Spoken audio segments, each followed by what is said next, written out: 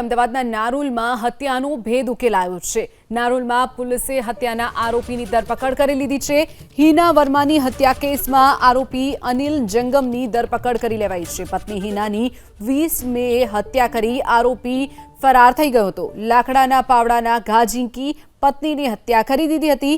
હત્યા બાદ લાશનો video photo લઈ આરોપી મુંબઈ ફરાર થયો હતો। પોલીસે મુંબઈના ઘાટકોપરથી આરોપીની ધરપકડ કરી દીધી છે। પતિએ પત્નીના ચારિત્ર્ય પર શંકા રાખી અને હત્યા કરી હોવાનું ખુલ્યું છે।